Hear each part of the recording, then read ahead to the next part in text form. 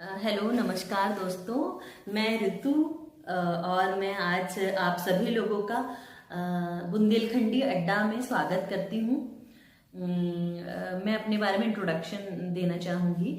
मैं ऋतु हूँ और मैं भोपाल से बिलोंग करती हूँ। दो my native is in Kerala. मैं केरला से मैं बॉर्न हूँ केरला की, लेकिन ब्रॉट अप मैं यहीं की हूँ। So Bhopal is in my blood basically. मेरे को भोपाल इतना अच्छा लगता है, I can not tell you, I can not think of myself unrelated to Bhopal because I am so much related to Bhopal in every sense. मुझे यहाँ की बहुत सारी प्लेसेस और बहुत सारी क्विजीन्स मेरे को बहुत ही अच्छी लगती है। और जब भी मैं भोपाल से जब मैं केरला जाती हूँ या मैं कहीं और जाती हूँ तो यही सब चीज़ें हैं जो मैं बहुत मिस करती हूँ, जो हमारे यहाँ की चाट है और जो हमारे यहाँ की पानी पूरी है। So these are like so I just love it. तो मैं हमेशा हम लोग यहाँ पे जहाँ पे मैं यूजुअली जो मैं I go for having food and all is Sagar Gaire is one of my very favourites. मुझे बहुत अच्छा लगता है वहाँ का खाना। उसके अलावा फिर हम लोग घूमने के लिए भी बहुत अच्छी अच्छी प्लेसेस है, लेक है, बिरला मंदिर है। तो ब्यूटी तो है ही और साथ ही में एनवायरनमेंट बहुत अच्छा है हमारे यहाँ का। और मुझे इसीलिए Bhopal is like everything for me. उसके अलावा मैं भोपाल में UIT RGP में वर्क करती हूँ। मैं in the department of electrical and electronics engineering में एज असिस्टेंट प्रोफेसर वर्क कर रही हूँ। और विथ दैट सेट मैं साथ ही में एक परफॉर्मर भी हूँ और मैं कुछ स्टेज शोज करती हूँ। जब भी मुझे कोई अपॉर्चुनिटी मिलती है मैं स्टेज शोज परफॉर्म करती हूँ। तो मैं आज उसी के बारे में आपसे डिस्कस करने आई हूँ कि कैसे हम आई बिकेम परफॉर्मर और साथ ही साथ में अपने कैरियर को भी अपने साथ में जोड़े रखी हूँ। तो इट इज़ लाइक मैं बचपन से ही मतलब I don't know from when, पर मुझे बहुत हमेशा बचपन से ना मुझे बहुत स्ट्रेस रहता था।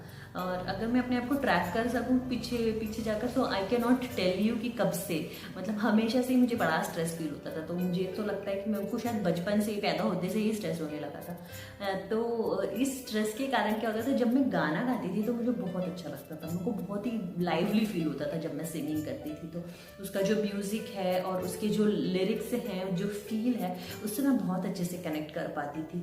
तो मैंने सोचा कि मैं यही एज अ प्रोफेशन ले लूँ। तो मैं 12th स्टैंडर्ड में थी और हमारे यहाँ पे आई रिमेंबर इंडियन आइडल आया था और मैंने घर पे बहुत उद्यम मचाया था कि मुझे इंडियन आइडल के ऑडिशन में जाना है। लेकिन मेरे पापा वॉज वेरी श्योर कि इसको कहीं नहीं भेजना है और मुझे बोल दिया कि तुम कोई खास गाती भी नहीं, तुम घर ही पे बैठ के गाना गाओ, कोई ज़रूरत नहीं कहीं इधर उधर जाके गाना गाने के लिए, और उससे पढ़ाई डिस्टर्ब होती है। तो पहले तो तुम्हें पढ़ाई कंप्लीट करनी पड़ेगी और उसके बाद भी इसके पीछे भागने की कोई ज़रूरत नहीं है क्योंकि इसमें कुछ ज़्यादा होगा नहीं तुम्हारा। बड़ा मुश्किल भी होता है और एज अ लड़की के लिए तो बहुत ही डिफ़िकल्ट होता है। तो मेरे पापा मम्मी ने बिल्कुल भी मना करते मुझे कि कोई ज़रूरत नहीं है। लेकिन क्या है, मेरे मन में हमेशा था, मेरे पापा मम्मी ने बोल दिया तो फिर अपन कुछ कर नहीं सकते। मैं अब जा नहीं सकती हूँ बगावत करके कि मेरे को अपने ऊपर बहुत कॉन्फिडेंस है और मैं चली जाऊँ और वहाँ गाना वाना गा के आ जाऊँ। क्योंकि अगर गाना गा के आए और अपनी तो मन में बड़ा कॉन्फिडेंस रहता है, लेकिन जैसा अपना कॉन्फिडेंस है वैसा उनको भी तो लगना चाहिए। और अगर उनको नहीं लगा तो फिर मेरे को रिटर्न घर पे आना पड़ेगा, फिर वो शायद हो ना पाए, पता नहीं क्यों होगा। तो मुझे बड़ा डर लगता था, मेरे में इतनी हिम्मत भी नहीं थी बेसिकली कि मैं ऐसे सब कर सकूँ। तो मैंने सोचा कि पापा मेरे से बोल रहे हैं वैसे ही करना पड़ेगा, हमें पढ़ाई करनी पड़ेगी और अगर जीवन में कभी होगा तो कुछ हो सकता है, नहीं तो फिर ऐसे ही चलने दो, सभी सारी इच्छाएं पूरी हो जाए जीवन में, ऐसी कोई ज़रूरी तो है नहीं। तो फिर मैंने अपने सिंगिंग को अपने तक ही रखा। मैं घर पे ऐसे गाती रहती थी और अपना इंजीनियरिंग कंप्लीट करी, फिर मैंने अपने MTech कंप्लीट करी और मैं सिंगिंग सीखना चाहती थी, लेकिन मेरे पास इतने पैसे नहीं हुआ करते थे तब कि मैं जाके सिंगिंग क्लासेस में ज्वाइन हो जाऊँ। मेरे पापा और मम्मी को बिल्कुल पसंद ही नहीं था वो चीज़ करना, क्योंकि उनका था कि आप पढ़ाई करिए, आपको पढ़ाई करने के लिए जो है वो सब वो करवा देंगे, लेकिन आप एक्स्ट्रा करिकुलर में तो क्योंकि डिफ़िकल्टीज तो सभी जगह रहती है। तो ठीक है, मुझे भी सारी सिचुएशन समझ में आती थी। तो फिर मैंने भी कुछ नहीं बोला उस समय। फिर जब मेरा इंजीनियरिंग ख़त्म हो गया और मेरा एमटेक ख़त्म हो गया, उसके बाद मेरे को जॉब मिल गई। अब मेरे को जब जॉब मिल गई तो मेरे पास पैसे आने लगे। तो जब मेरे पास जैसे ही मेरे पास तो पैसे आने लगे तो फर्स्ट थॉट मेरा ये था कि अब मुझे सिंगिंग सीखनी है कैसे भी करके। तो मेरे घर के पास में ही मुझे एक गुरुजी मिल गए थे। मैं बहुत ज़्यादा दूर जा नहीं सकती थी क्योंकि मैं परमिटेड नहीं था कि मैं बहुत दूर जा सकूँ। तो मेरे घर के सराउंडिंग में ही मैंने एक शास्त्रीय संगीत के गुरुजी को आइडेंटिफाई कर लिया और मैं गुरुजी के पास जाके सीखती थी। और मैंने ऐसे करा करीबन 6 ईयर्स मैं अच्छे से सीखा सिंगिंग। उसके बाद उसके बाद फिर जब मैंने एक और दूसरी जॉब स्विच करी, मैंने सिस्टेक ज्वाइन किया था। तो वहाँ पर ऐसा होता था कि मॉर्निंग में हम लोग सरस्वती वंदना गा कर ही डे स्टार्ट करते हैं। तो वहाँ पर मेरी जो वाइस प्रिंसिपल मैडम थी डॉक्टर एकता मिश्रा, उनसे मेरी बातचीत हुई थी। तो मैडम को मैंने बताया था कि मुझे क्लासिकल म्यूज़िक आता है और मैं सीखती हूँ। तो मैडम ने मुझे बोला कि मैम ये तो बड़ी अच्छी बात है, तो एक काम करिए, आप हमारे यहाँ पे सरस्वती वंदना हर दिन मॉर्निंग का आप गाया करिए। तो ऐसे मैं सिंगिंग करने लगी, सरस्वती वंदना वगैरह मैं जाके स्टेज पे गाने लगी। क्योंकि इन द स्टार्टिंग मुझे तो कॉन्फिडेंस भी नहीं था। स्टार्टिंग में मुझे याद है जब मैं इंजीनियरिंग करती थी तभी मैंने सोचा कि मैं यहाँ पे ऑडिशन दे दूँ। एनुअल डे था, आई रिमेंबर, मैं ऑडिशन के लिए गई थी। और जब मैंने ऑडिशन दिया तो मेरी ऑडिशन बहुत ही बुरी तरीके से फेल हो गया था। क्योंकि मैं वैसे तो गाना बहुत अच्छे से गा पा रही थी ऑफ स्टेज, लेकिन जैसे उन्होंने मुझे ऑन स्टेज बुलाया और जैसे मुझे इतने सारे लोग दिख गए वहाँ पर बैठे, तो मेरे मुंह से आवाज़ ही नहीं निकल रही थी, मेरी आवाज़ ही गायब हो गई। तो मुझे लगा कि यार ये गया कहाँ मेरा आवाज़, मुझे कहाँ चले गया ये गायक, अभी तो आ रहा था और मुझे कुछ भी समझ में नहीं आता, मेरे मुँह से ही नहीं निकल रही थी आवाज़। तो मुझे समझ में आ गया कि मैं शायद नहीं कर पाऊँगी। तो उस दिन तो मुझे उन्होंने ऑब्वियसली मैं सिंग नहीं कर पाऊँगी तो उन्होंने मुझे रिजेक्ट कर दिया। और फिर मैं जब घर आई तो मुझे बहुत डिसअपॉइंटमेंट और बहुत दुख फील हुआ कि हाउ कैन, मतलब मेरे को जो आता है मैं उसको भी नहीं ठीक से प्रेजेंट कर पा रही हूँ। मुझे इतना कॉन्फिडेंस लेसनेस लगने लगा, मुझे लगा कि क्यों हो रहा है मेरे साथ। जबकि मैं अदरवाइज मैं बहुत ही फ्रेंड्स वगैरह के साथ मैं ऐसे कोई शाई टाइप्स नहीं हूँ, मैं अपने दोस्तों के साथ बहुत अच्छे से रहती हूँ। लेकिन मेरे को लगता है कि जब मैं अननोन ऑडियंस के सामने एकदम खड़ी हो जाती थी तो मैं थोड़ा सा ज़्यादा ही कॉन्शियस हो जाती थी। तो फिर मैंने जब मैं सिस्टेक में गई और जब मैं वहाँ पे सरस्वती वंदना गाने लगी, एवरीडे का हो गया, हर दिन स्टेज पे जाके परफॉर्म करना पड़ता था, मतलब भगवान की आरती करनी पड़ती थी। तो जब मैं हर दिन ये करने लगी तो मुझे स्टेज फियर मेरा कम हो गया। उसके बाद जब स्टेज फियर जब मेरा कम हो गया तो फिर 2018 में मैंने अपना फर्स्ट स्टेज परफॉर्मेंस दिया। अब ये मेरे पास कैसे आया फर्स्ट स्टेज परफॉर्मेंस, क्या हुआ, मैं जब सिंगिंग करती थी तो मैं स्म्यूल पे भी गाने लगी थी और उस समय नया स्म्यूल मैंने डिस्कवर किया था। और जब मैं स्म्यूल पे गाती थी तो वहाँ पर सिंपल ये रहता था कि उसमें कारोके पैसे रहते हैं, हमको बस उसको साथ में गाना रहता है और हम उसको डाउनलोड कर सकते हैं and even we can share it. तो ये मैंने सीख लिया। उसके बाद मैंने उसको शेयर करना चालू कर दिया अपने फेसबुक पे। जब मैं फेसबुक पे अपने वीडियो शेयर करती थी तो वहाँ पे मुझे बहुत सारे लोगों ने लाइक करना स्टार्ट किया। और एक भैया हैं, उनका नाम है वेणु बालन, उन्होंने मुझे कांटेक्ट किया और उन्होंने मुझे कहा कि ऋतु तुम अच्छा गाती हो और अगर तुमसे हो सके तो तुम एक दिन मिलो। और वो हम लोग का एक ग्रुप है भोपाल में, अगर आपका ऑडिशन अच्छा गया तो हम आपको एक स्टेज ऑफर करेंगे। तो मैं गई वहाँ पे, तो वहाँ पे और भी भैया लोग थे, प्रदीप भैया, जॉयस भैया, मोहन भैया, उन लोगों ने सबने मेरा गाना सुना और उन सबको मेरा गाना अच्छा लगा। तो उन्होंने मुझे फर्स्ट बड़ा परफॉर्मेंस के लिए एक स्टेज ऑफर किया।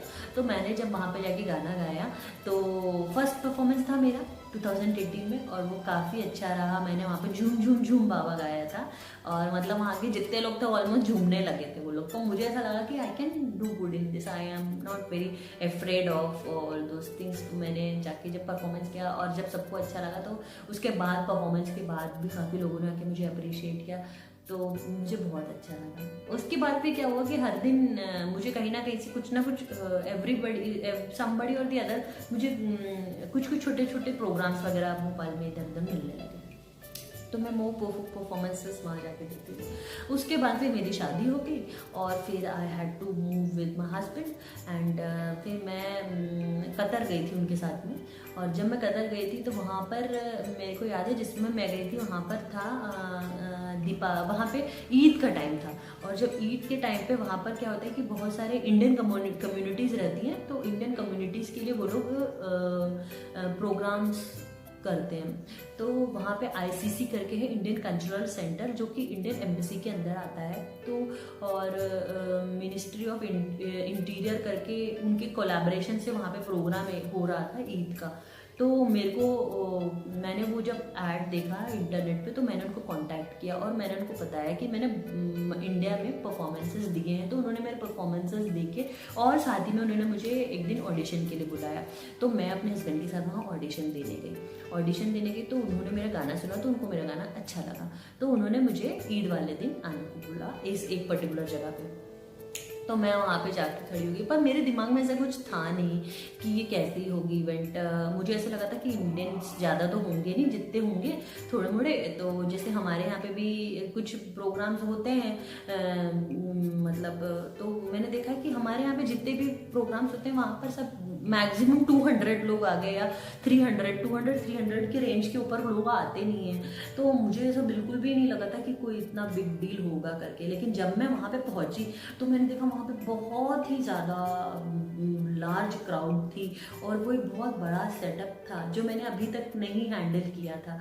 मैं छोटे छोटे स्टेजेस पे गाती थी, तो मुझे वैसे तो ऐसे कोई ज़्यादा डिफ़िकल्टी होती नहीं है, लेकिन जैसे आप एकदम से सब्जेक्ट होते हो ना कि बाप रे बाप इतना बड़ा, तो एक आपके मन में एक फियर क्रिएट होता है कि और पहली बार दूसरा देश है, यहाँ पे पता नहीं क्या होगा, मेरे को कहीं मतलब मुझे बहुत सारी चीज़ें लगती हैं, तो मैं डर गई थी। और उसके बाद फिर ये भी एक फैक्टर था कि मेरी शादी हुई थी, नई नई शादी थी और मेरे हस्बैंड, हम लोग मतलब अरेंज मैरिजेस हो, we were discovering each other.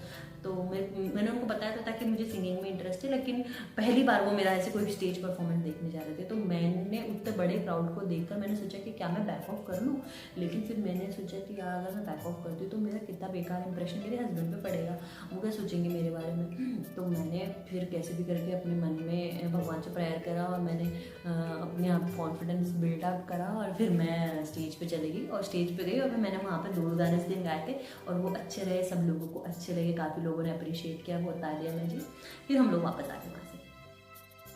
फिर अभी मैं भोपाल में यहाँ पर सुर शंकरा म्यूजिकल ग्रुप के साथ एसोसिएटेड हूँ और यहाँ पर हम लोग बहुत सारे प्रोग्राम्स करते हैं और बहुत सारे जेल्स के प्रोग्राम्स भी मैंने करे हैं भोपाल में, इंदौर में, उज्जैन में, सतना में।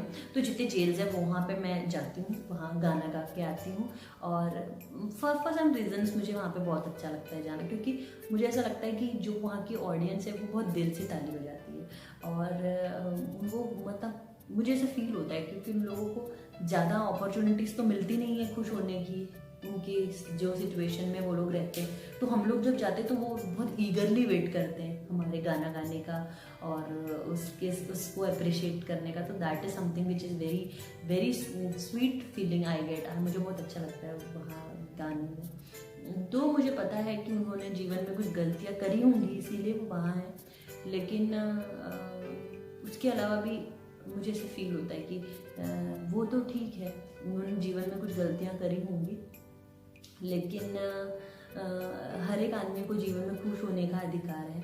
और अगर मैं एक सोर्स ऑफ हैप्पीनेस उनको थोड़े समय के लिए भी दे सकती हूँ, मेरे गाने से वो प्रसन्न होते, तो ये मेरे लिए बहुत बड़ी बात है।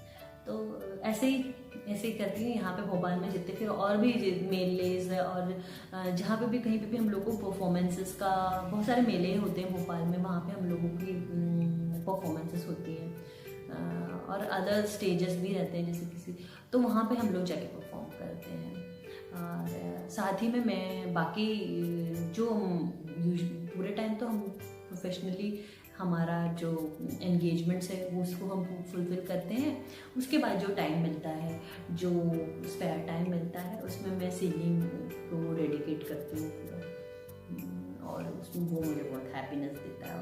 वो जो एक हैप्पीनेस होती है उसके साथ में जब हमें ऑडियंस अप्रिशिएट करती, so that is something which is beyond expression, मतलब I can not express in words, that is not measurable. So that is how all is about. ये मेरी एक छोटी सी स्टोरी थी. होप आप लोगों को अच्छी लगी होगी. Thank you and have a nice day and stay blessed, stay happy.